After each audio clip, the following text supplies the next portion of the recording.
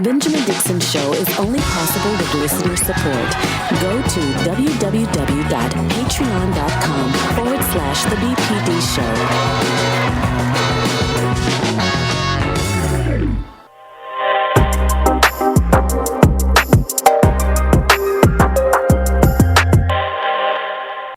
Good morning. It is Wednesday, September 29th, and I want to turn our attention to Tulsa, Oklahoma. I'm sure you're familiar with the story of what happened in 1921 when a very, very wealthy Black neighborhood was ravished and destroyed completely, all because of a misunderstanding and false accusations of a Black man claiming that he harmed a white woman. And we've heard this story so many times when we research and look in the history of this nation. But in Tulsa, what was so unique is the Black economy that was so developed and that was thriving. In fact, some historians say $200 million in today's worth was taken from that community. And I had the opportunity to go to Tulsa for the centennial, the 100-year anniversary earlier this year. And the survivors of the Tulsa Massacre are still fighting for reparations. They're still fighting to be compensated for their homes that were destroyed. 1,200 homes were destroyed. They're still fighting for compensation for their businesses that were destroyed. And yesterday, there was a court hearing, where the survivors of that massacre went in and asked a judge to consider the evidence that they were able to bring forth that would allow them to file reparations against the city of Tulsa. I want you guys to take a look at the latest coverage. Civil and human rights lawyers will fight to keep a landmark lawsuit alive in court. Hey, good morning, guys. A lawsuit filed by a group of Oklahomans is seeking reparations for the devastation caused by the 1921 Tulsa Race Massacre. Last night, a rally was held in support of that lawsuit. Attorneys for the plaintiffs will appear in court to defend motions to dismiss the case. Solomon Simmons has been critical of Tulsa Mayor G.T. Bannon for not supporting reparations in the past. The city does not comment on ongoing litigation. The lawsuit calls for monetary compensation and admission for the defendants that they created a public nuisance. Asking that the judge allows us to move forward in discovery. That's first and foremost. We're asking for a declaration that this indeed is a public nuisance. We're asking for the judge to abate, which means to fix. So we're asking her to allow us to prove our case, show the evidence. In a statement, the Justice for Greenwood Foundation said when no legal action is taken against acts of racial terror, that gives permission for it to happen again. Now, today's hearing is scheduled for 10 a.m. this morning. That's when they'll decide whether to move forward with the lawsuit or dismiss it altogether. Black Wall Street, was about 35 blocks. 35 city blocks full of Black homes, Black businesses. It's now reduced to about a 1 or 2 block radius. And it is actually split by a highway. You know, when I went to Tulsa, it was shortly after the Derek Chauvin trial and the protest for Daunte Wright, which was a very, very challenging time. And for some reason, I thought the centennial of the Tulsa Race Massacre was going to connect me with people who were advocates for Black economics. Somehow I thought that going to Tulsa was going to recharge me and revitalize me. In fact, I left infuriated because of the gentrification that has happened in the historic Greenwood district, because the fact that there were all of these events that were planned around the centennial, yet and still the survivors are still seeking reparations. The fact that you can charge for an event to celebrate the centennial of the Tulsa Massacre, but none of the proceeds are going to the survivors. It felt very exploitative. And when you see the elders here in this coverage, these are elders who have dedicated their entire lives to fighting for reparations for the residents, the Black residents of Tulsa. And so, as we talk about the move for racial justice, we also must talk about the move for economic justice. Tulsa is just one example. It's probably the most well-known example. But these massacres happened across our country, in Detroit, in Chicago, and so many other cities. And so we can't stand here today, 100 years later, and say that we're changed if we can't unify on this history. Some historians have counted up to 300 people being killed on that 1921 day. And so if we know that not only was this a horrific act against a prominent, wealthy Black community, but we also know the cover-up that happened to ensure that those people were not able to be to rebuild, or their descendants were not able to be compensated for the destruction that they were plagued with. The fact that for many, many decades, this history was known as a race riot. It was classified as a race riot so that the descendants and the survivors couldn't go to insurance brokers and be compensated for what happened. There is a line in most insurance policies that prohibit compensation in a riot. And so it was a loophole. But we know that that's not what it was. And to hear the stories, too, to get closer to this history, I don't know, for those of you watching, how closely you've gotten to the history of what happened in Tulsa, but there were a few businesses that really stood out. There was one prominent hotel owner, Black hotel owner, whose hotel was destroyed, and he actually ended up being arrested, that some predicted could have catapulted with his company, a hotel like the Hyatt or, any of these hotels that we see, the chain hotels that we see everywhere, the Holiday Inn, the Marriott, right? Because that was the type of service that he provided at his hotel. And that was also the business savvy that he had.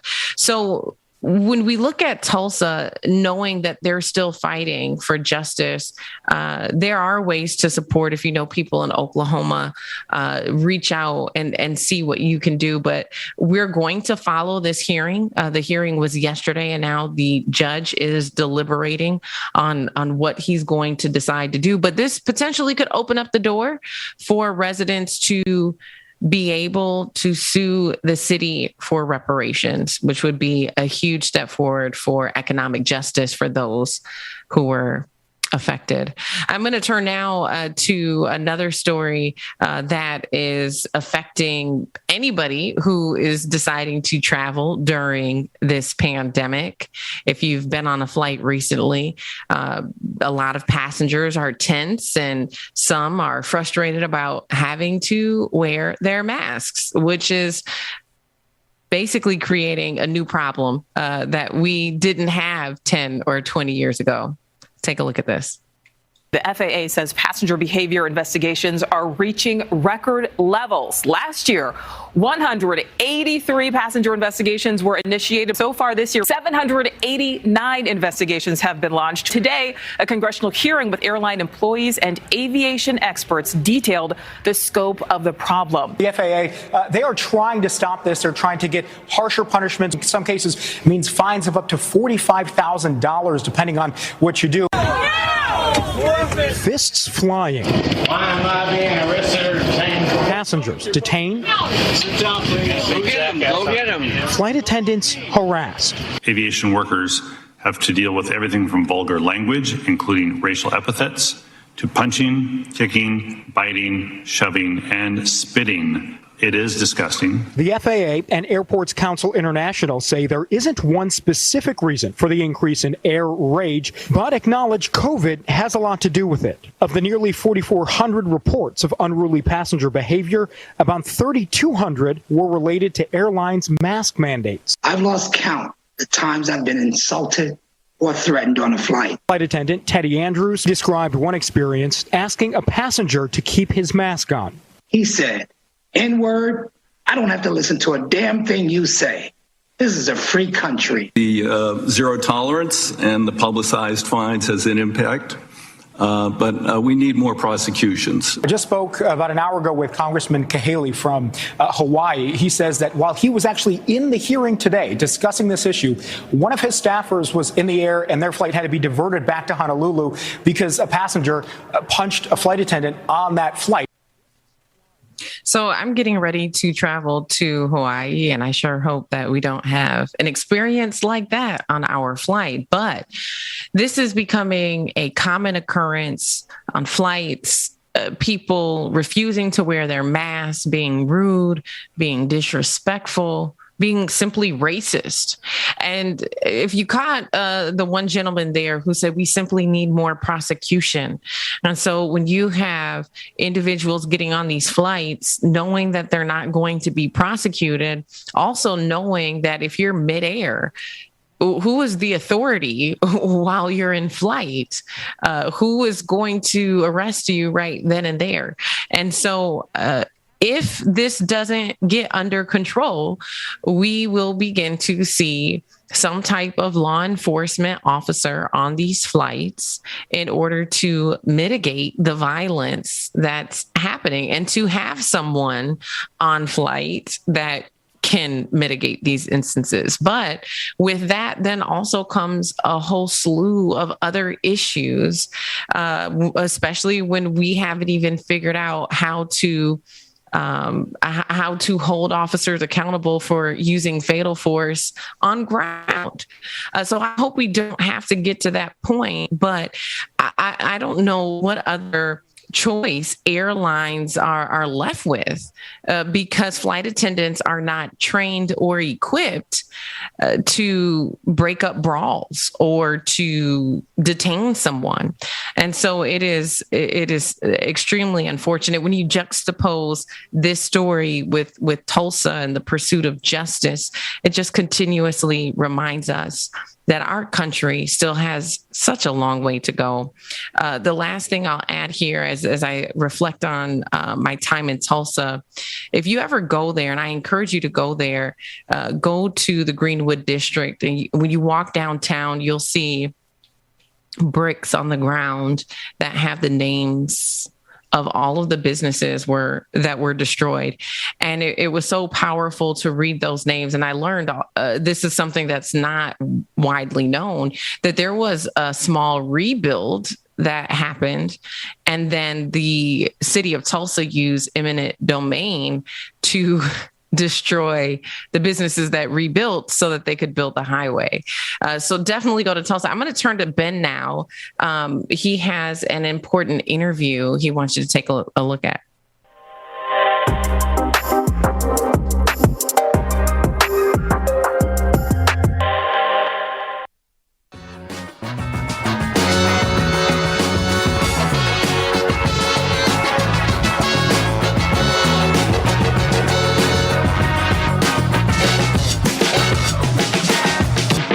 The Benjamin Dixon Show is only possible with listener support. Go to www.patreon.com/The BPD Show. We regularly talk about all of the different components that go into what we are considering to be a pan-reactionary movement. That simply means that there are people across the globe who are coming against modernity itself, against marginalized people, against progress. Alexander Reid Ross is an adjunct professor at Portland State University. He is also a fellow at the Center for the Analysis of the Radical Right in the UK, and author of the book Against the Fascist Creep. And he's here to join us today to discuss someone in particular as it pertains to this topic, Steve Bannon, and all that we see happening across this country with regard to COVID-19. Alexander, how are you today? Thank you so much for joining us. I'm doing great, Benjamin. Thank you for having me. The pleasure is ours. We've talked extensively about Steve Bannon, who was, or probably still considered to be, Donald Trump's henchman.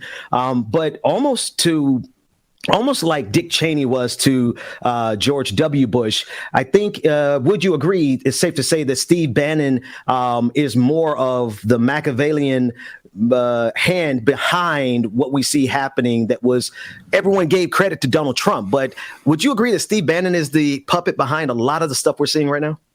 Or the puppet master, rather. The Muppet. He's definitely a Muppet. I think he is responsible for all the grassroots efforts you see with the Republican Party today. He is responsible as well for bringing back the faction of Americanism that had kind of been tamped down since the Nixon administration. And he's really been able to do that through the same kind of tradition, going back to Goldwater and before that, of, just populist kind of movement building, and so there's a mix with Bannon of an authentic grassroots experience that has been kind of carried over from the Tea Party, and a complete farce of, astroturfed, like you said, kind of like puppet marionette kind of playing. I think the thing that most people listening or watching would recognize immediately is what we see happening at school boards all across the country. We see groups of people who are organized. They have the same talking points, whether they are in Kentucky or whether they're in Florida. We see they come out saying the same sorts of things. And I heard this. There's a clip of Steve Bannon and a tweet, for that matter, where he's basically saying this is intentional. We're organizing this. Talk about this what looks like it's grassroots, but it is actually just it's really coordinated from a top down level. And Steve Bannon is a core player in that. Yeah, I think that there's a lot going on at the same time. So he's helping to spearhead this kind of media attack, and he's constantly on his podcast. He's constantly bringing people in from the white nationalist movement, anti-immigrant movement, and they're big fans of like tokenizing people in order to kind of pretend that their politics are more harmless than they actually are.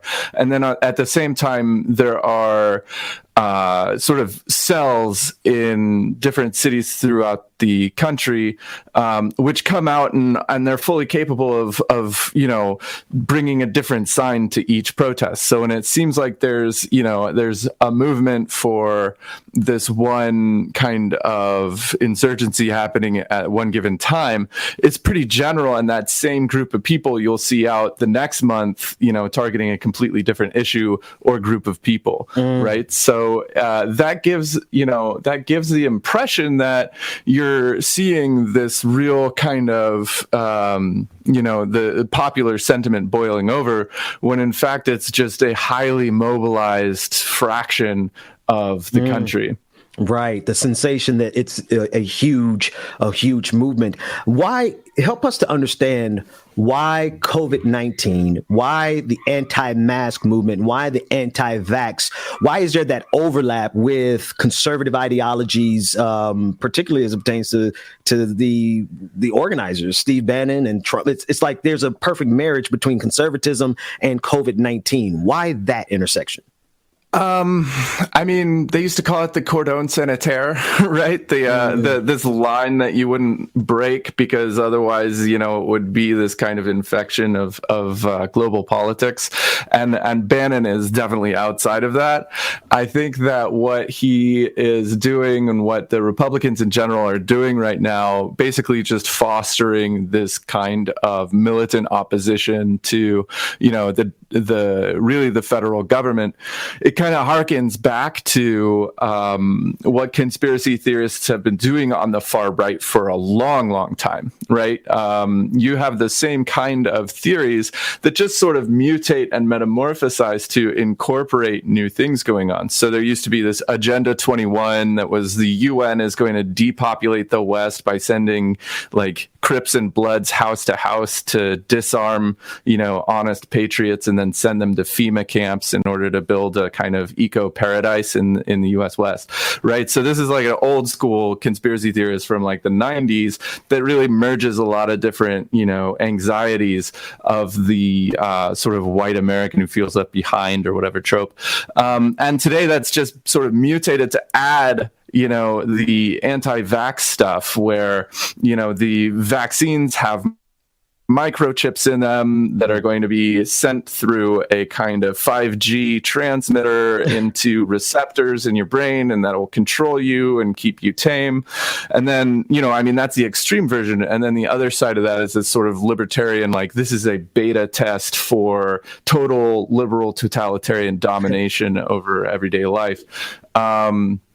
So that's kind of where it is. It's like in the far right of the conservative movement, which has, there used to be a wall there, and that's just been completely breached. And now we have what we have. Tell me about you gave it a specific name and I didn't catch it. What is the name of that wall that should not be breached, else we fall into the abyss of conspiracy theory? The cordon sanitaire. Yeah. Yeah, no, I'm fascinated by that concept. I heard another commentator say it like this: you can't peddle conspiracies because they get out of control. It's kind of a simple rule of thumb that has been completely ignored because there's power behind it. I want to expand this beyond the United States to the global pan-reactionary movement. And there's a lot of words, a lot of syllables, but there seems to be a consensus building around, well, let me choose my words a little bit better. Not a consensus, but a faux consensus and a confederation, if you would, of right-wing ideologues across the globe. Regardless of what nation, we're finding those type of reactionaries who really want to push back against progress, progressing of rights for marginalized people. Help us to understand what's happening in the United States of America in context of what you're seeing happening around the globe. Yeah, I think, a lot of people sort of bring it back to Brexit and the kind of metamorphosis of the left-wing populists movement into a kind of left-right national populist movement that sought a complete sort of separation from international liberalism and a kind of populist synthesis of some social justice sort of ideas, maybe economic protectionism in that kind of way, with a kind of like a hard line conspiracy theory sort of base and really core. And so you get a lot of anti-Semitism in there, and you have all kinds of problems with it. But Trump sort of developed in his phenomenon with Bannon in combination with Farage and UKIP and Brexit in England. And then you had Bolsonaro and Modi, and really kind of like you said, like a transnational sort of system of the far right in power. And I think that really has helped seed the fertile soil for the kind of eruption of sort of baseless insurgency, like an insurgency that doesn't come out of material conditions, but instead just sort of like springs from the imaginations of highly disturbed individuals who are completely alienated from most of society, and yet find the ability to navigate their way into a sense of belonging with one another, which can be quite convincing, and like you said, can cascade. And it's been cascading. I heard you mention President Bolsonaro of Brazil, and you mentioned I believe Prime Minister Modi. And we saw in Brazil this week, we saw something that was analogous to January 6th. They had their own version of January 6th in Brazil. And the irony of it is it's almost identical in the sense that the people who were trying to breach the facilities there in Brazil this week, they were supporters of the person that's in power. So help us to understand this fascinating part where the people who are pretending to be the most aggrieved are literally the people who have been the beneficiaries of this system the most, as evidenced by January 6th. The people marching up or storming the gates of their empire, well, that is their own empire. Help us understand why they are so aggrieved when they are in power. So I think I saw recently. I'm doing a lot of research into the history of post-war fascism, and there's one sentiment that was expressed by Giorgio Almirante from the Italian social movement, which was the Italian fascist movement after 1945, and his sentiment was that self-victimization is like a narrative strategy, but really what we need is like hardcore power politics, right? And that's part of it, right? It's that there's this theory in the far right that is called the state of exception, that you have to suspend all laws in order to retain power as the singular sovereign, right? And so this is the idea of like an insurgency from the state or a revolution from the top down, right? These kinds of ideas that in order to maintain power, a dictator actually has to live in a system kind of constant revolution, but it's a revolution that destabilizes any ability for people to organically organize and substitutes the organic organization of the people with bureaucratic authoritarian assemblages directly tied to and controlled by the state, but that have the auspices of the sovereignty of the people. Like the Tea Party. Right. Right. No, that's what we're talking about, right? That's exactly what we're talking about. Alexander Reid Ross, how can people get a copy of your book? Oh, you could go to akpress.org, publisher. It's anywhere on Amazon or whatever. Against the Fascist Creep.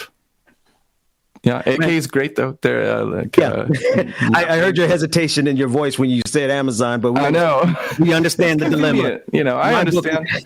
My book is on Amazon too. That's why I don't even promote it anymore. But I definitely want people to go get this book because I think we need to understand in the context of our present moment that we're not just fighting against quote unquote conservatism. We're fighting against a virulent strain of fascism that has infected almost every part of this country. Alexander Reid Ross, thank you so much for joining us today. Thank you, sir. The pleasure is ours. Prescription drug pricing points to corporate Freedom of the press is about your right to know. It's about your right to be informed. Today, there are real threats to press freedom. Reaching residential areas. And your right to know about the world around us. We must protect our right to know, no matter what kind of news is important to you. Before it's too late. Understand the threats. ProtectPressFreedom.org.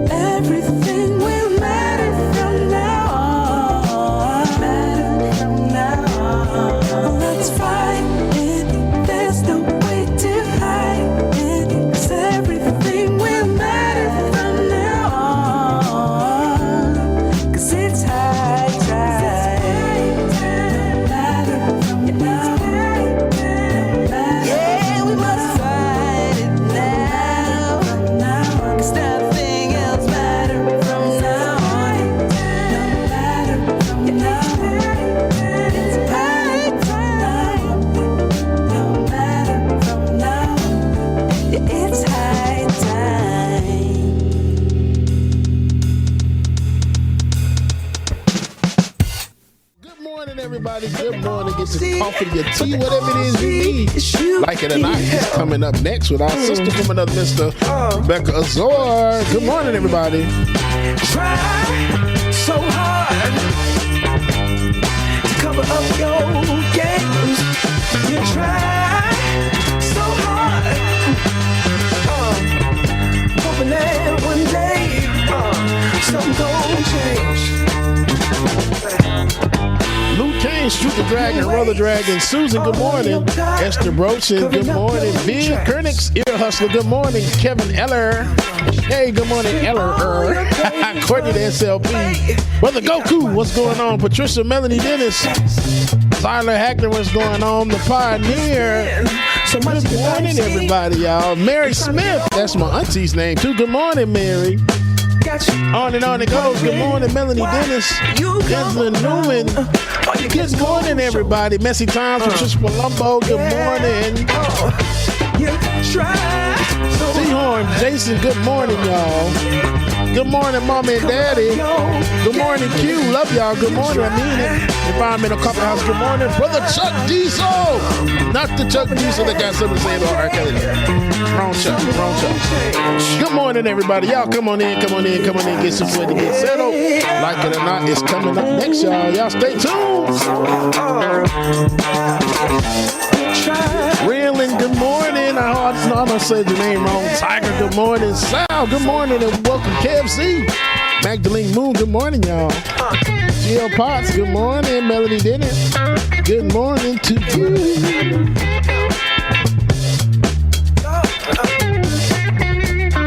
Yeah, I'm taking Friday off while y'all talking in the background.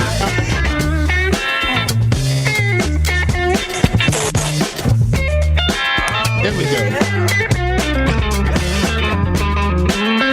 Okay.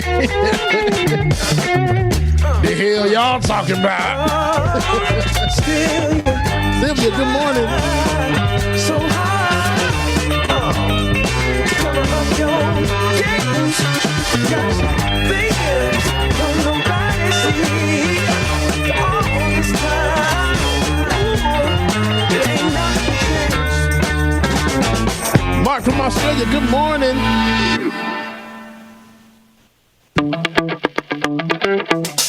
Time goes by and yet I wonder. Y'all talk their ass up, niggas. Are you and me still the same? Are you still loving the game? It was. I don't. It gets just rolling now and under. Good morning, everybody. Good morning. Jonathan, good morning to you.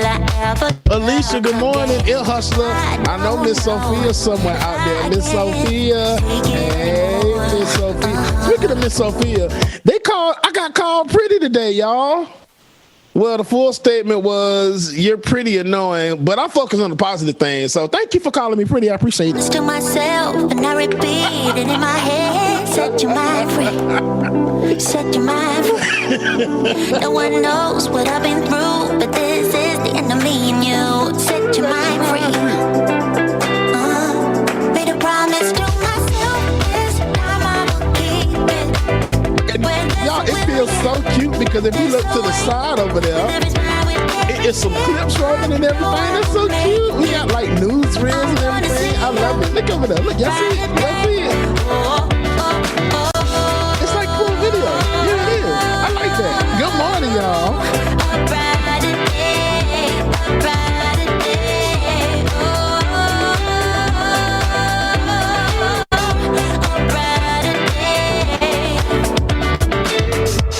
Goes by and yet I wonder, why do we put each other through hell? William Moore, good morning. I know I should. Told y'all season 2 had some good stuff going on, didn't it? I had to say good stuff. Gotta remember, we are not in the after party yet. Will I ever love again? I don't know if I can take it anymore. Jeremiah, good morning. The Benjamin Dixon Show. Good morning, Ben. Let me tell y'all about Ben. Let me cut this music down. Ben just wanted to be able to sit in the audience this morning. That's all that was. Ben ain't got no damn internet issues. Ben over here in the chat room. Ben just wanted to be a goddamn on spectator this morning.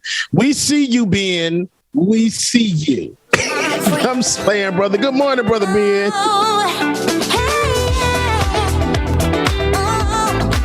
Moon Meat, good morning. damn mood me. Matt, hey, what's going on, sister? Absolute good morning. One Source Productions, good morning, y'all. Yes, being called out this morning.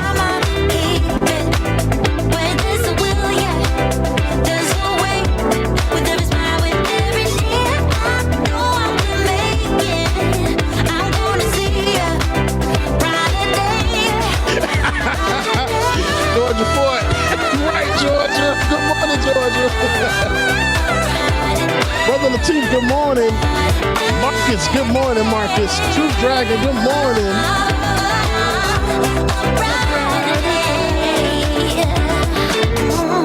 And of course, y'all know it wouldn't be remiss if I didn't play this damn song. Yeah. Y'all know what time it is. Get your coffee, your tea, your drink, whatever it is you need. You already here, Dwayne. It's time for Like it or not. Miss CB's good morning. Brother Cuckoo, good morning. Like it or not, it's starting now.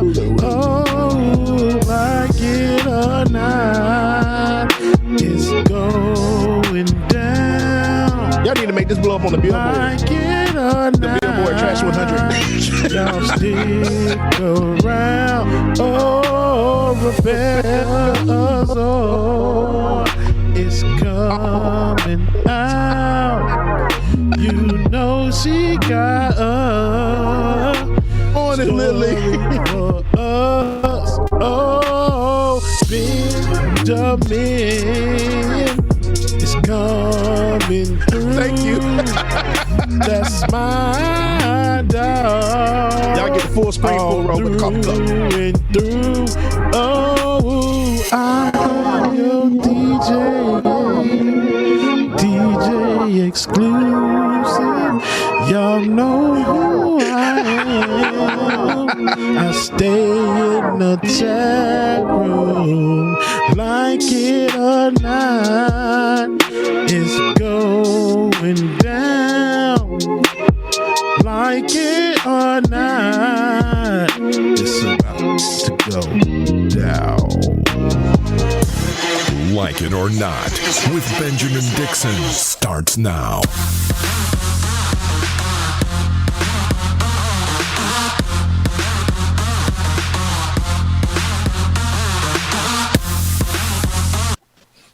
Good morning, good morning, good morning, people. Welcome to Like It or Not, where we are free to tell the truth and not care who doesn't like it. Hey, man, did y'all hear about the mutant chicken? No. Okay, hold on now. I know there's delays. There's delays. Wait. Oh. Sorry for the foul language.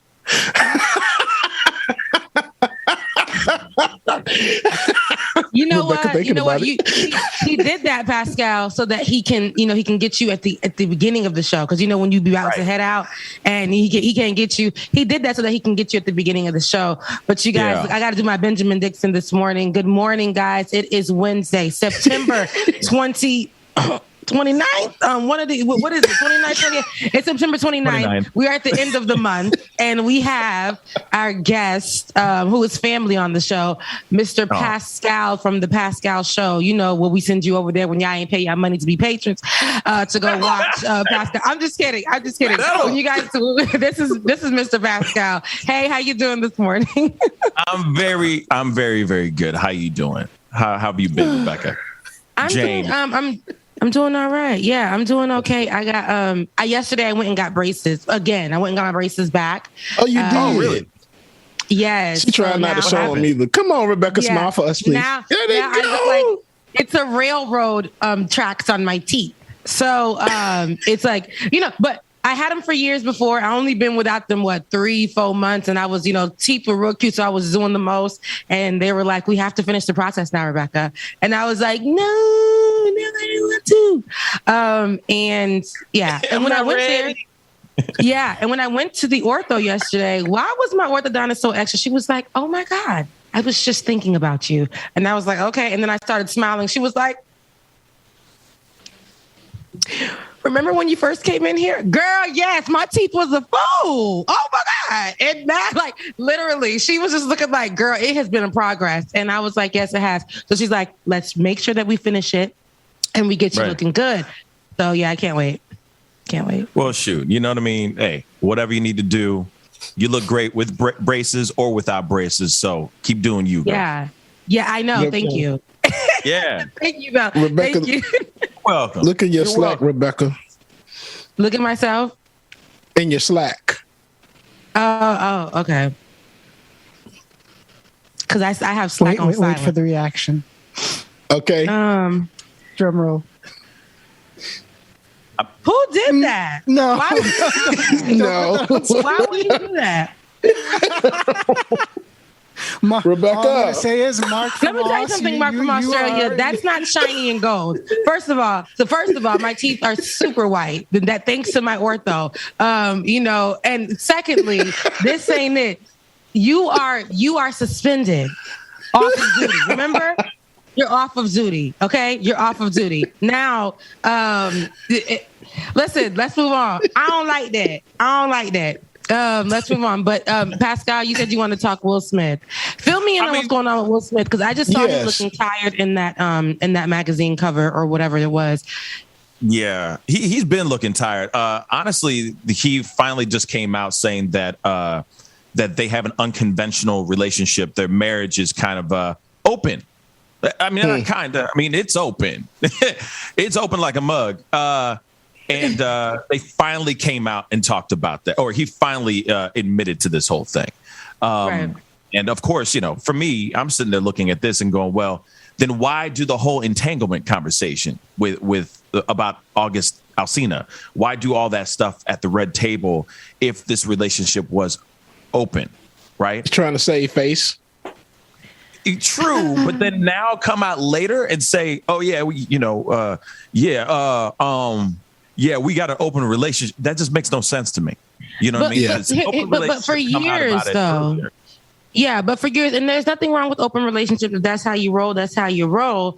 But at the same time, what all these years we all knew.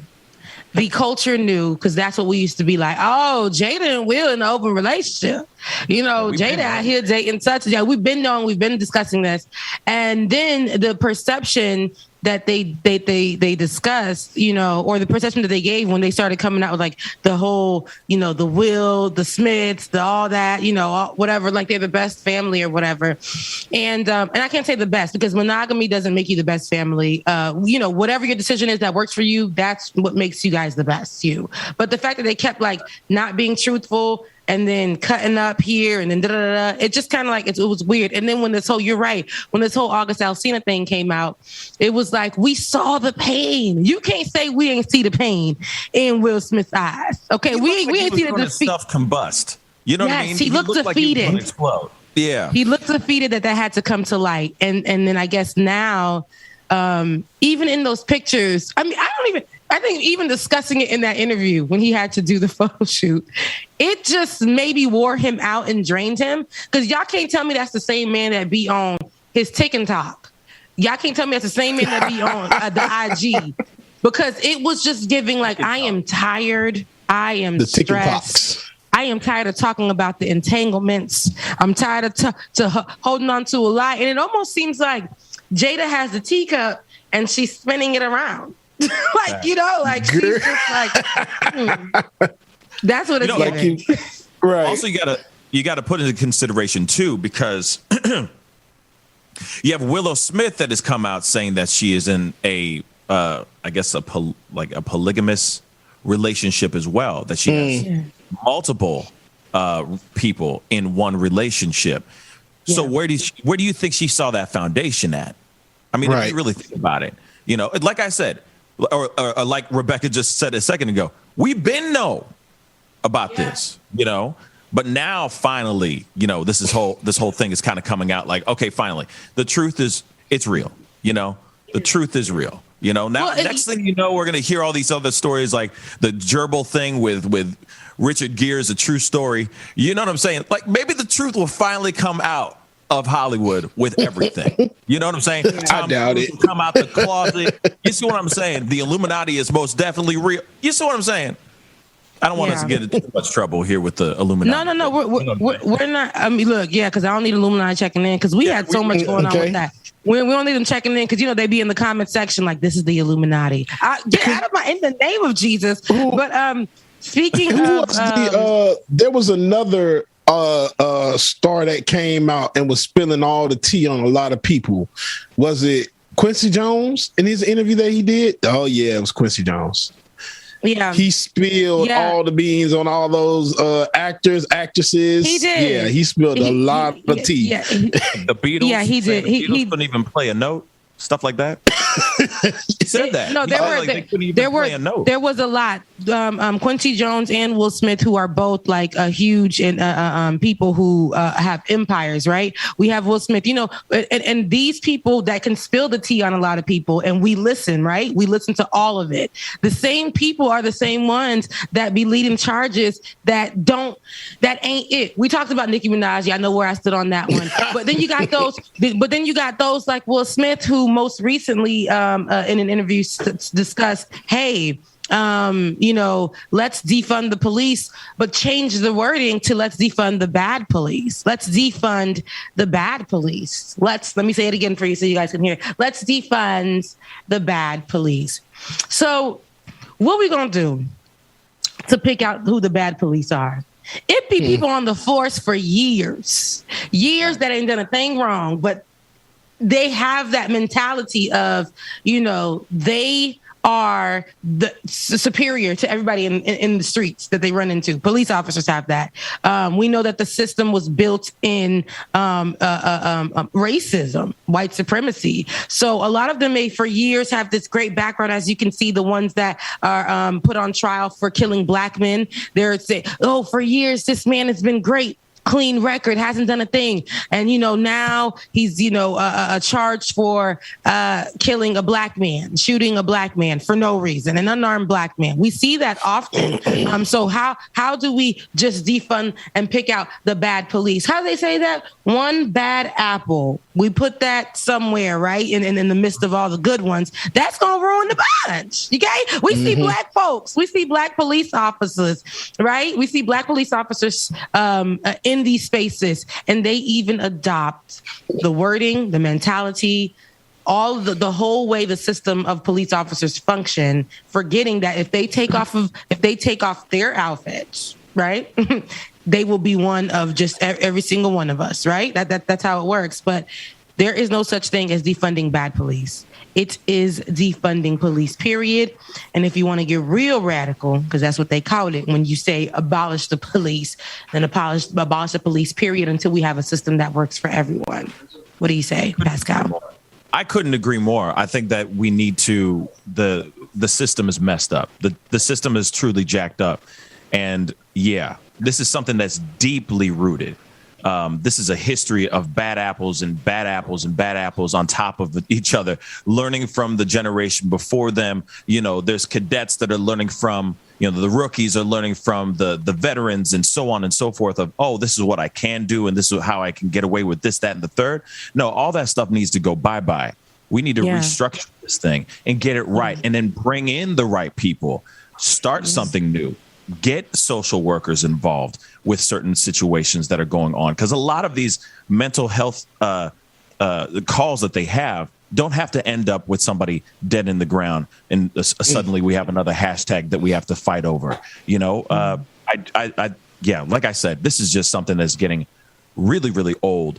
Bad cops are working with good cops. There are good cops. But the thing is that there needs to be some sort of structure so that they can, or procedure where they can sift out the bad cops so we can get things moving towards something better. Yeah. What do you think, James? What do you say, Bubba? Yeah, I agree. My camera had died, first of all. But I totally agree, because you just can't go through a bunch and just say, oh, okay, you're a bad cop, you're a bad cop. You're a good cop. You seem like you're pretty good. And then granted, not all cops are bad, but there's just no way that you're going to go out there and just pick one and say, oh, you're a bad cop. Guaranteed it's going to be more than 3 or 4 or 5, 10, the whole force. That's going to be bad. You just can't pick out one. It's not possible. Yeah. You ain't wrong. What kind of? Yeah. What kind of conversation is Will Smith trying to lead? Focus on your entanglement, not entanglement. Focus on getting rest, Will, because you are legendary. And when you utilize your platform to say these things, like I said, it sucks. We talked about this so many times. The effect that it has is that, people really will listen to it. And it's stupid, but people will follow that and probably be holding up signs next week in front of the Capitol talking about some defund the bad police. Why? Because Will Smith said it. Why? Because Will Smith has millions of followers. Why? Because Will Smith will repost, white kids rapping his theme song from Fresh Prince of Bel-Air. It's just an effect that's just too much. I don't understand why celebrities get so much. And it's also, even when they say something good, it'd be like they say something good and we take that up and far and beyond too. And it'd be like, but y'all, it's a given. It's a given. But yeah. Well, Rebecca, if you don't mind me adding on top of this, let's boil it down to something very, very simple. Bad Boys. He has one of his biggest franchises. It's him playing what? A Miami police officer. Speak on it. So why not him sitting there going, well, he doesn't want to ruin his franchise. He doesn't want to ruin one of his most secured bags out here. There might be a Bad Boys 4 coming through. You see what I'm saying? So maybe he's sitting there going, well, I play a cop. And it's one of my biggest grossing movies or franchises that I even have. I mean, have you seen After Earth? Have you seen After Earth? I loved After Earth. I heard it was so bad. So bad I didn't even see it. I loved it. Terrible. I mean, it was terrible, but I loved it. What was the other one? Collateral Beauty. Don't see it. Just don't see that one. Legend. I like that movie, but I watched it again in my older years, and it became. No, it wasn't I Am Legend. Excuse me. It wasn't I Am Legend because I loved I Am Legend. It was I, Robot. I watched it again, and I said, "Why? Why? Why?" It was 6 degrees of separation. Dwayne, y'all not about you were to trying talk to say down on iRobot, man. Now, iRobot was cool. Bruh, it was cool. Come on. Bruh, it was cool. He was a cop in that too. iRobot was cool. But he was a cop in that. It was cool. Okay. And he was a cop in that one too. But all I'm saying, like I said. Okay, so he's giving a bias. A very biased approach on that. That's why he's saying defund the police. So he's saying I represent cops in more than one movie. That's where my bag is secured. Yeah. And so I need to solidify my place with the thin blue line community, but also let the folks know that I understand and I see them too. So we need to defund, but just defund those that are bad. The bad cops, not bad boys. Okay. But exactly. the bad boys were cops. They just weren't bad cops. They were good. They were good. Bad. So it's so good they were bad at what they did. So Dwayne, what you trying to say, Dwayne? You just thinking about it. Will Smith has a long history of being a cop. Being a cop. Boys, it's about every movie. Wild Wild West. Bright. Men in Black. He was a cop with the aliens. Men in Black. He was a man. You know what? We might need to have a different conversation about Will Smith, man. I love Will Smith. The Popo. Okay, listen. Now Will Smith 12. He 12. We're not dissecting. We're not after his pops dissecting left him Will on Fresh Smith. Prince. He changed on us. Okay, look, so I can't do that to Will right now, after his pops left him on Fresh Prince, he changed on us. Wow, we're not doing that. We're not doing that because that's a special moment for a lot of people. You remember the scene. He don't love me no more. He don't love me no more. That is a special moment. Stop playing. That is a very special moment in history for a lot of people. And I will not stand here and allow you to say he's changed since his daddy left him. Okay? I ain't gonna do that. That just shows you the power of having a father figure around, because Will Smith lost his father figure, and now look at him. He over there creeping for the other side, and the cop. But Uncle Phil though, Dwayne. Yeah, Uncle Phil. But hey, Georgia in our group say Will Smith the ops. So we're not going to give. Okay, so here's my last question before we move on to the next segment. So we're not going to give any Will Smith any grace. Oh, I mean, he deserves. Oh, here it is. I'm going to still give him his flowers while he's still here. He has done some really great things as far as some of his. Well, I'm not saying all of his movies have been great. I refuse to watch Wild Wild West ever again, but he's done a lot of really great things as far as his movies, and he's really great at motivational speaking. There's a lot of really great quotes that he has that I listen to, that I read, on a not a daily basis, but as often as I stumble upon them. So real talk. I mean, I give him mad props for what he has done, right? And for him having this open relationship, some other fellas would give him a high five. So just saying, I mean, I'm going to give him props where props are due, but I will call him out on the other stuff for sure. Yeah. So, Pascal, you got about 3 minutes. 3 minutes. So we got to talk about this Haiti, right? Yeah, let's chime in on it. Let's just chime in on it real quick, and we'll continue the conversation. Look, after you go wherever you're going, because your show don't start till 10. Because I'm all up in your business. So dang, all up in your business. Prep I got to do. I got to prep some stuff today. So okay, you got to work. You got to work. Yeah. All right. He ain't doing them sitting around trying to come up with dad jokes. I want to know before you get out of here. I want to know what's so big about that show. But before you get out of here. Now, we talked about those migrants being gone from the Del Rio border, the border of that borders Texas and Mexico. But how many are staying in the U.S.? And this is where the ABC 13 Houston, their coverage had to say about it. How do U.S. authorities decide who gets to stay and who has to go? The answer I found out today is a little bit complicated. And in fact, even those who are coming here don't know either. I didn't know if I was going to be deported back to my country or not, so I was very, very nervous.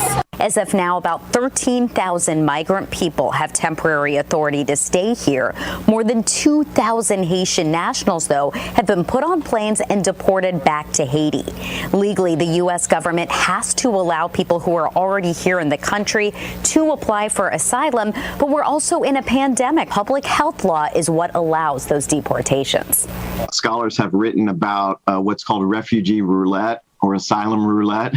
And so there is some amount of subjectivity that's involved. There are also certain bars, certain prohibitions on granting asylum that would kick in to certain people. So it's very much a case by case. It's very much individual. And those who have been able to get that temporary authority to stay here in the United States will have to meet with immigration officials within 60 days of coming here. Do we expect to see more large groups of people coming from Haiti? We know that the whole immigration issue, it flows and it changes. I did speak to several migrant people actually at shelters in Del Rio. A lot of this information, including exactly where to go, is just spread through social media, apps like WhatsApp. So therefore, some of these groups really start to get bigger than anybody would have ever expected. About 8,000 of those Haitian people who were trying to come into this country actually went back to Mexico. So there's no telling at this point on when any of them may try to come back. Yo, that channel, that news channel is the ops. If you're talking ops, that news channel just now is the ops, spreading the business, talking about how WhatsApp is where we get our information and where them 8,000 Haitians done went because they, left the border. They talking about they went to Mexico. So a lot of that isn't true, and a lot of it, is some opposite. Like I don't like that. I don't like that at all. You can't trust nobody. Can't trust the media. Can't even trust the locals. But go ahead, Pascal. With you have to go. So what information? How do you feel about that information? I'm still kind of wrapping my mind around it, to be honest. I wonder why. I'm still wondering how many Haitians were actually brought in to be, processed that they can come out. There has been talk, of course, because, I know you guys are going to be talking about the Chris Wallace conversation as well here in a little bit. He was basically asking, like, what are they doing with the people that were sent back to Haiti?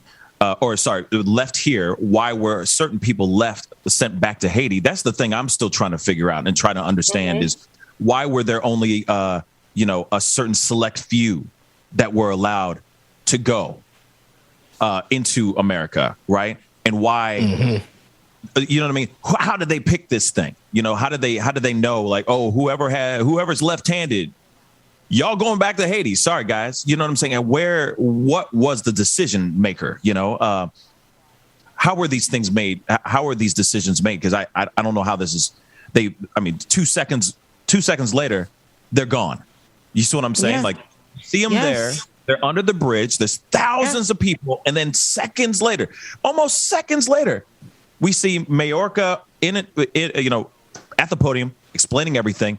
And we see empty. We see the same area completely empty. What's going on here? Looking like a whole, like they literally picked up thousands of them.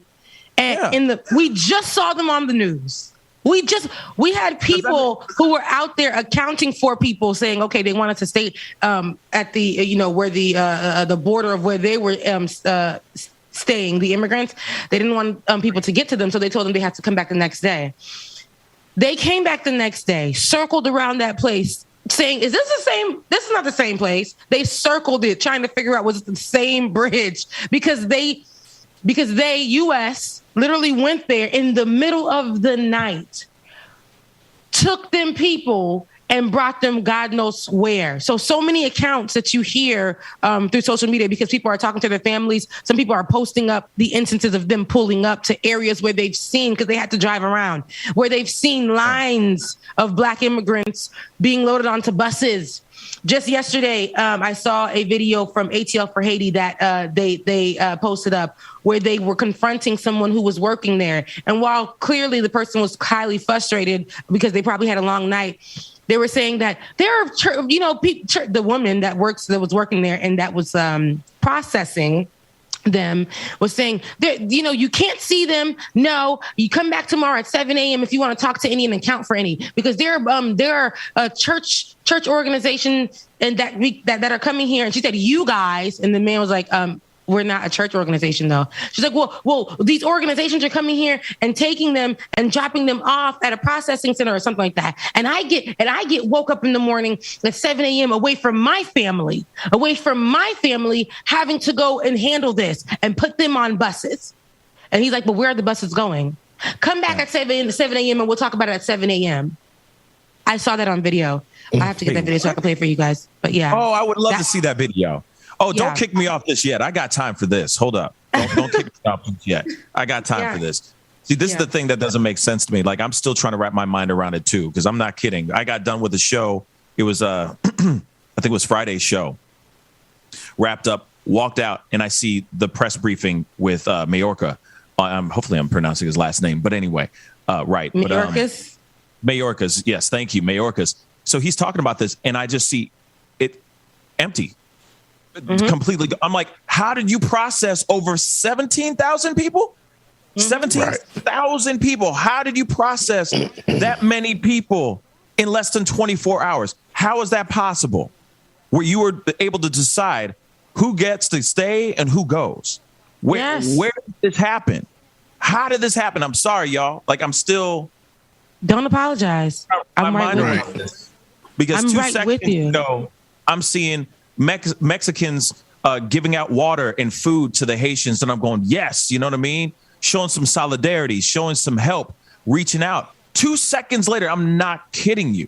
2 seconds later, what we're seeing right now on the screen, empty, ghost town, tumbleweeds. How did that happen? Where are they? Where did they go, y'all? Where did they go? So many.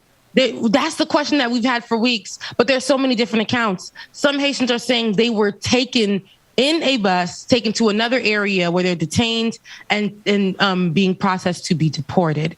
Others, it's like they didn't choose who's the good Haitians or the bad Haitians or who gets they just chose a few or not a few. They chose a section of them to, I believe, and here's the due process, Ben. Here's the due process right here. They chose some after putting out that press release that thousands of them, not a particular number, nothing definitive, but thousands of them have been processed or are in the works of being processed to stay here, right? They needed to have something for that. So I believe in the middle of the night, they done grabbed them, made thousands of them and go home.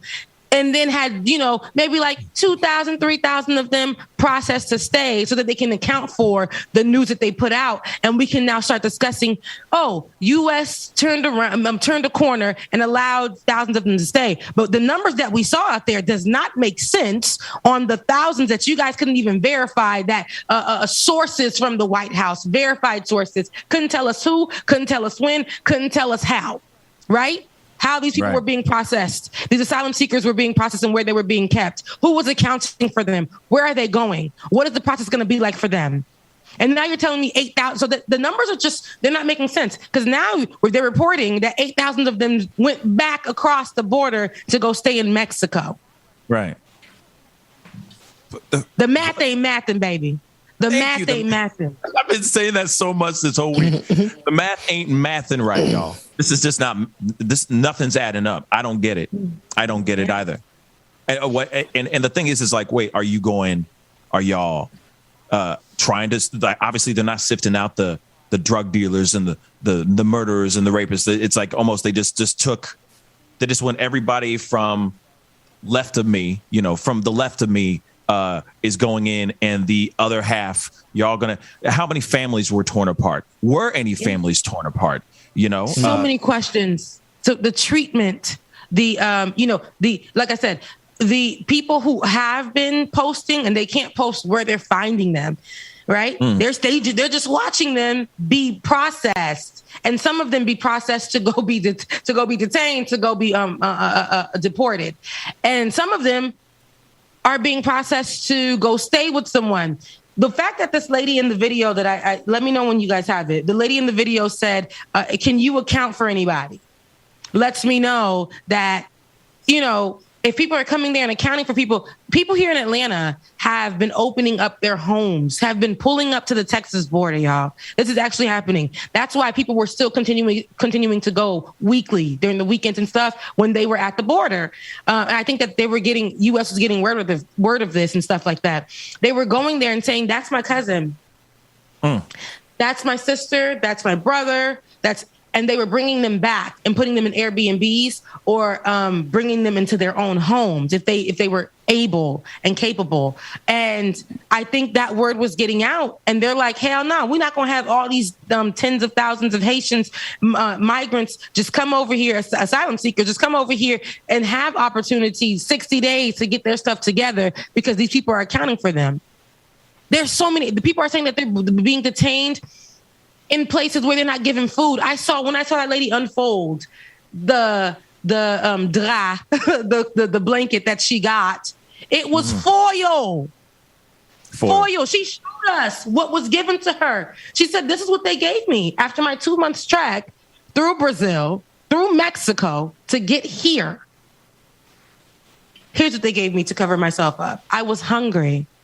Aluminum foil. That's why we were going to that border. We were going to that border to feed them, to account for people, to see if they were doing okay. Because what the media was showing us was not what we needed. What was not what we needed to understand and see at the time. But all of a sudden, the press release comes out. All of a sudden, all them people are moved. If y'all really wanted to do that, because they were piling up there for weeks. If they really wanted to do that, they would have done it a long time ago.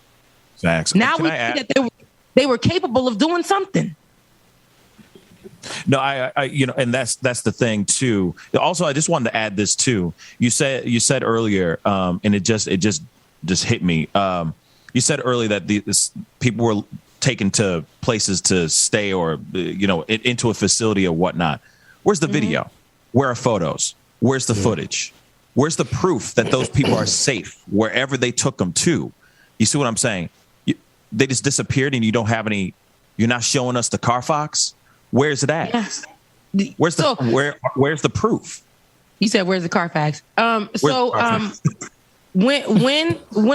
I think of that, there are two sides to that coin. I feel like I want to know what's happening with them too. I want to know. But when I do see the random footage that's being put up, I'm like, oh, they're here, but it's an unmarked location for a reason. Because if police officers, feds, ICE find out where they are, it's like, the ones that have been taken by other folks and stuff like that, then I feel like it's going to blow cover for the people who are helping them, and who knows where there is a place where they are being detained and they're being able to walk in there and they can grab them.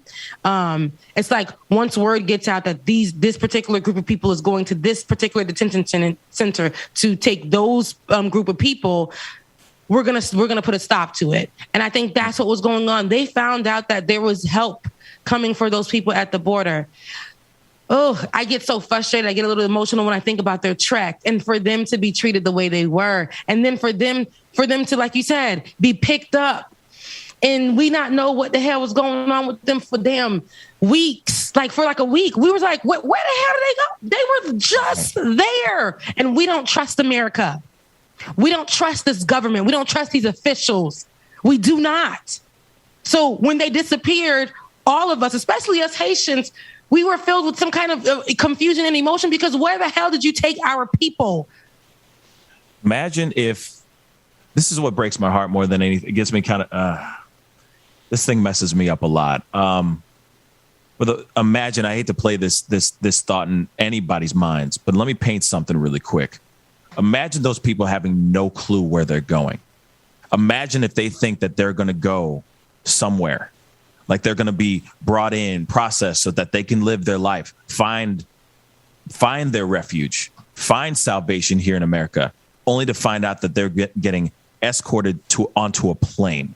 They're thinking, oh, yes, we're finally going to be processed. We're finally going to be able to find our pursuit of happiness here on this earth, in this country, only to find out that they are either back in Mexico, like they say a lot of them are, or they're on a plane getting flown out back to Haiti from the place from whence they were trying to run away from. So it breaks my heart that these people would go, these Haitian people, my Haitian people, our Haitian people would go out of their way, months going through all types of terrain. God knows how they got through, how they got to Texas, and God knows what their stories are. I'm sure they're epic, only to find out that they're getting turned right back around, flown within hours. They're back on Haiti soil. It just, it's sad, because in my mind, I keep thinking that all these people are going, yes, yay, celebration. We're finally going to go. We're not going to be living under a damn bridge. And then next thing you know, they're being sent back to Mexico, and they're like, what? Or they're going back to Haiti. And imagine families being split apart, possibly split apart. Yes. Because somebody just said, okay, we're taking 300 people. Let's go. Yes. You're staying in America. You know what I'm saying? It just really breaks my heart, guys. It's so many. It does. It breaks my heart. And I know that we can talk about it for God knows how long, but I know that you have to go, and they're beating me up in the chat for you and your time. They want me to make sure that you are heading out to go do what you need to do. But Pascal, as always, thank you for pulling up on the show. Thank you that we finally were able to share that moment. Let the spirit use you and have that conversation. Pascal, tell people where to find you. You can go over to the youtube.com/The Pascal Show. We'll be talking about a whole bunch of stuff today. Some updates on the whole Brian Laundrie thing, the Gabby Petito thing. Of course, there's some updates on Kelly Price and how she is not missing anymore. So we have a bunch of things to talk about. I saw that there were some topics that were talked about earlier in the show today, but we are going to be talking about that as well at great lengths. That's all right. We have. I love that we can talk about the same things, and at the same time, it's just how we present it. All of us have our little attitudes and our little styles of presenting, and I think it's still good to hear everybody's way of speaking. Pascal, change that picture, because that is not you in that picture. That's not you. I promise you, I got some new photos coming out very, very soon for promotion and all that. I guarantee you that. So So yeah, that is an old photo. But it was an honor to chat with you guys. And anything for Haiti, I will stop. I will stop my schedule and be late. If you guys are covering it here, I'm more than happy to stay a little bit longer or a lot more longer to chop it up about my Haitian people. So thank you guys so much. I'll see you guys soon. All right, no problem. We'll see you soon. Thank you, brother. Walking out. You ain't doing no joke today. I'm letting you go. You're done. Oh, wow. Thank you. I'm letting you go. It looks like Pascal didn't want the joke because he ain't gone yet. Yep, like it looked like he did want the joke. It looks like. But why you still here though? How do trees access the internet? I don't know, man. They log in. Oh, I could have had that one, man. I should have just broken down. Never mind. I don't get that one, but I'm gonna register it on this break. I'm gonna register it on this break, and then Bubba, take us to break. Pascal, you enjoy the rest of your day. We'll see you guys, or we'll see you later, Pascal. Bye. Yes. Hey, Pascal, what do you call someone who tells bad dad jokes but isn't a dad? James. Yeah, exactly, a faux pas. I'm done, bro. I'm done. Love you, brother Pascal. See you next time, man. Hey, man, if you're not a patron, you won't be at the after party. Make sure that y'all slide on over to our brother Pascal show and check him out, man. He's really damn good. He is. Y'all make sure y'all check him out, okay? Y'all lunch all the damn tomatoes, y'all. Keep home. Come a little bit closer. Shout out to everybody. Good morning. Again, everybody is joining us from Twitter, Twitch, YouTube, Facebook, Act TV, everywhere you work. Good job, man. We appreciate y'all. We love y'all. We need it. If you have not yet, patreon.com/likeitordnot, patreon.com/likeitordnot, or patreon.com/thebeef. Make sure that you join, man. We got a patron party next week. And I think I want to do a 80s, 90s theme. So, yeah. Let's get that together. 80s, 90s theme party. So y'all make sure y'all come dressed in your best 80s, 90s attire. And we're going to rock that damn thing out next week, man.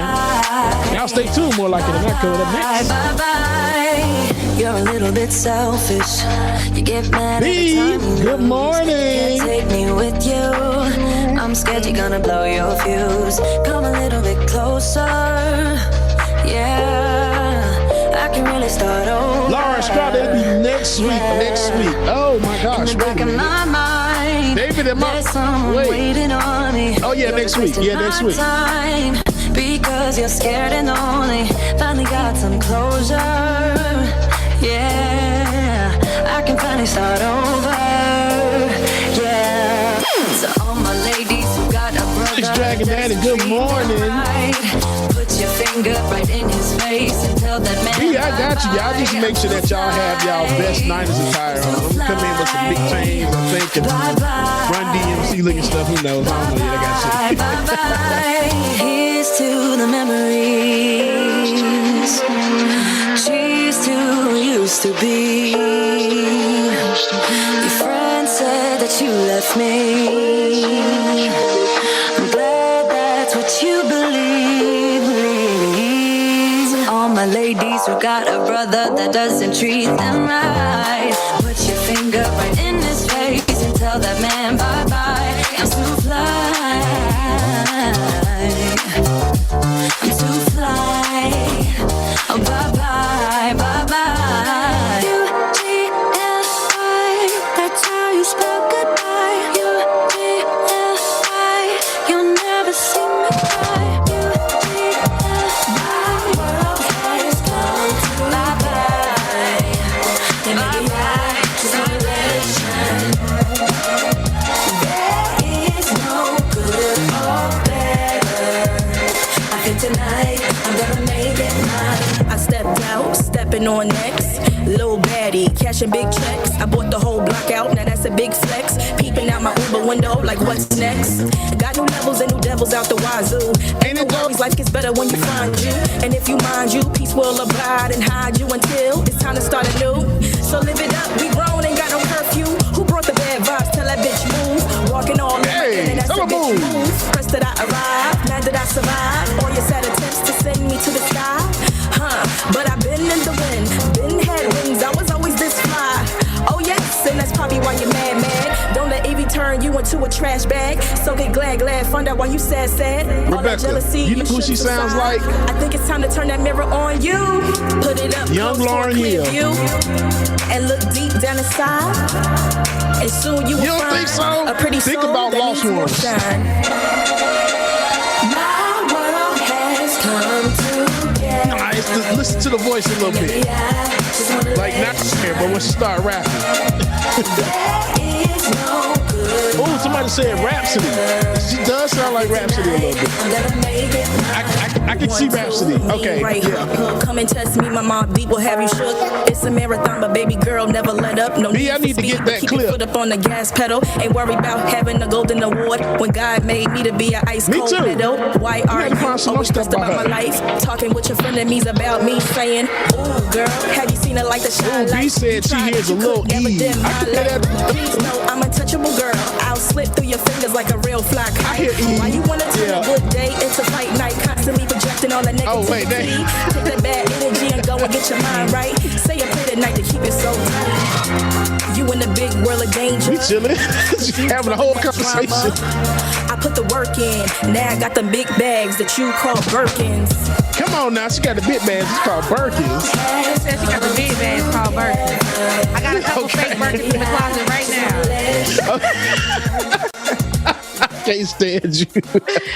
There's this brand from Sonique Saturday. Shout out to Sonique Saturday. She sells, and they're pretty pricey though. She sells bags that look exactly like Birkins, same quality, same everything. And it says, "You're fake like this Birkin." She is an HBCU grad, by the way, not from Florida A&M, not from BCU, but she's an HBCU grad. And she sells bags that are very popular that have been worn by celebrities too and stuff. And it says, "You're fake like this Birkin." And honey, those bags give better than the Birkins, honey. I'm telling you. It's like they are adorable. They are adorable. Yeah. So I got to get it. And there's this other brand that I saved, and I hope I find it. The bags say stuff like protect Black women and like Black women are the future type things. And I'm like, that's real cute. That's real cute. It gave me an idea for something, but we'll talk about it later when we start making our merch for the show. Okay. So listen, with all that talk of Haiti, I wanted to give you guys 6 ways that Haiti helped the U.S. Just for tea, just for a little bit of tea. Come on now. I'm here for this. You here for this? Okay. So Yes. during the late 1700s, Haiti was the richest colony in the world, making more money than the entire Spanish Empire, right? And when the USA was battling against the English during their revolution, France, after making their wealth off of Haiti, gave $9 billion to the USA in assistance. This money was instrumental in winning the war. Without Haitian money, there would have never been any USA independence.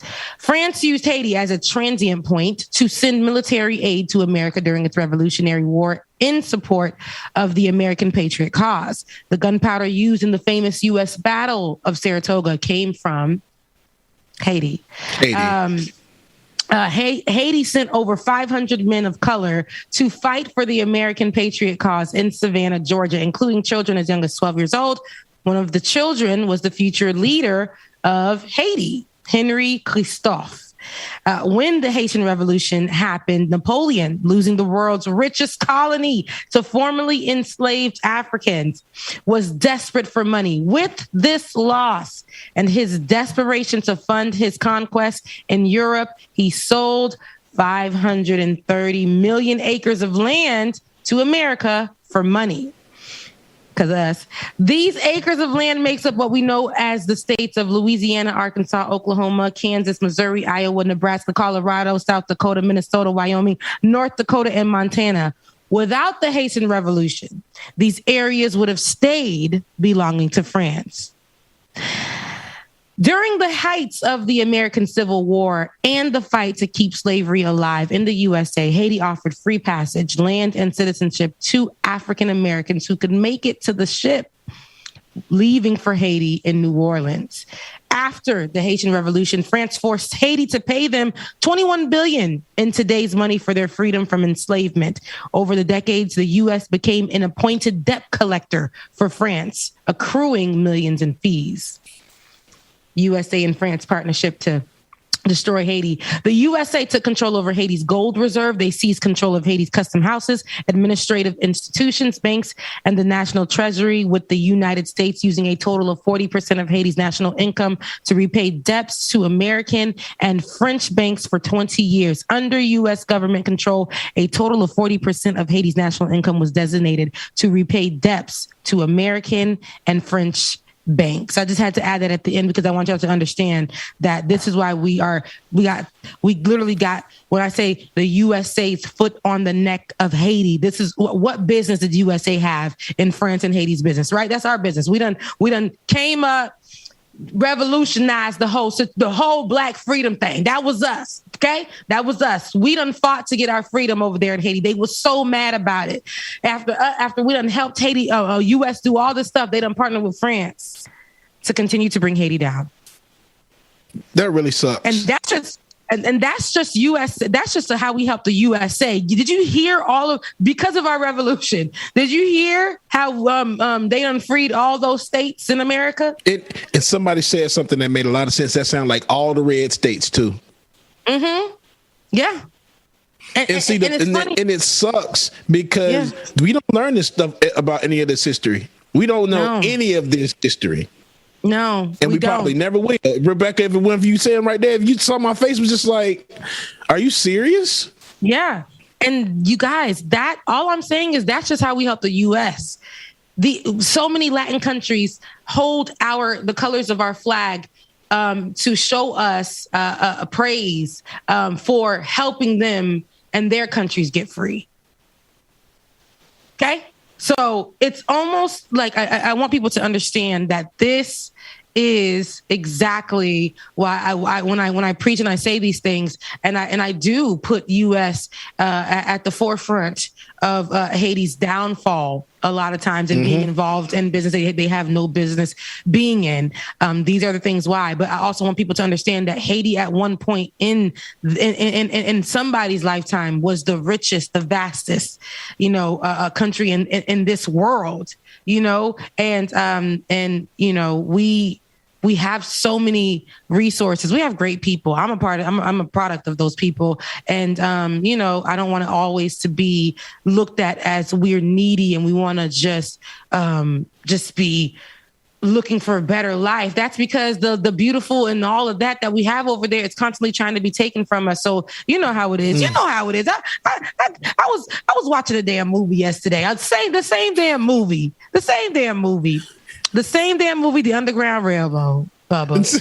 And remember yesterday when I was telling you, dang, it's great. They're humanizing them and they're doing all that stuff. And just like that, it was taken away from me on this episode.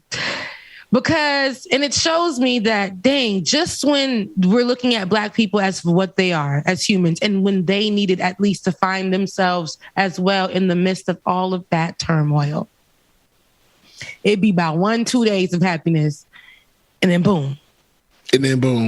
Because white folks can't stand white folks back then is what I'm referring to. And it's a couple of y'all, a few of y'all, a majority of y'all in certain areas who still act this way. But, they showed you guys after this, the main character was just trying to get free so many times. I've never been so stressed out. Like, girl, they got you again. Okay. Right. This is like the 10th time in this damn thing that they done got you. You're never going to be free. You just never going to be free, sis. Give it up. I actually just wanted her to give it up. But no, they showed a portion of when it was a growing community of free Blacks. And they had created a winery. So good. It had them white folks all around town like, damn, these Black folks, they really got something going. They created a vineyard and they were paying them good, the free Black people that were working there to keep the vineyard up. Right. And they had them in slave homes that were nice though, but better. They weren't slave homes. These are free blacks' homes. So they had couches, and all of them carried guns because in this particular area, they were allowed to carry guns. And these black people weren't allowed to come, white people weren't allowed to come onto the premises. Yet, here go black people. We wanted to see the good in the white government and added Ben is calling me right now, and I don't understand why. I really don't. What the hell? I'm working. Ben, I'm on a show. Ben, I'm working right now. But oh my God. But but these people, the black folks, they wanted to partner actually with the white government to show them, hey, this is our land and we're doing something big. I want you to come and see for yourself what black folks have done. Upon inviting the white government, we're talking about like the governor or the mayor of that area, they actually came to see it. And while those people were talking about what they've done, and this one person was trying to explain to the white people what we've done and how we've grown this and how we just want to be free and seen as an equal, the government officials were plotting and then brought so many white folks to kill all those people, saying, you heard what he said. There's so many more of these type of black people, and they killed them off. You know what it was reminiscent of for me? It was reminiscent of the bombings that happened in these different areas, like Tulsa, and how the government did that. And then the next day just went on with their lives.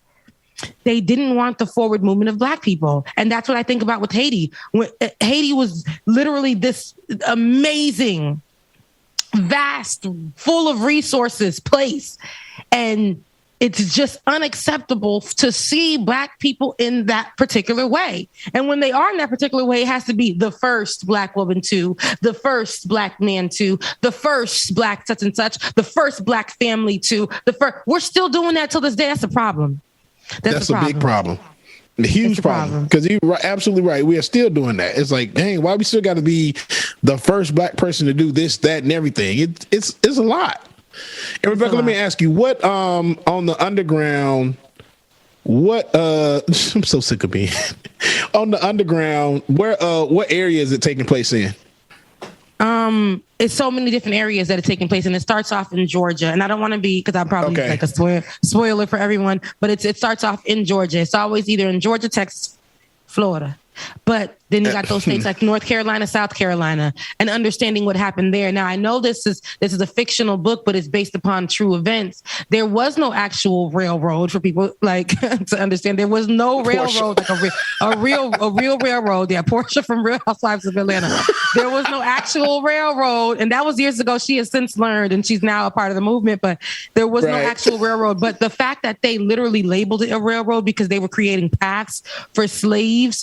Oh gosh, I'm getting chills because that's just making me think about how Haitians were coming over to the border because they were literally creating a path for them to literally come to the and it was word of mouth. They had to keep it word of mouth. They couldn't have it on paper.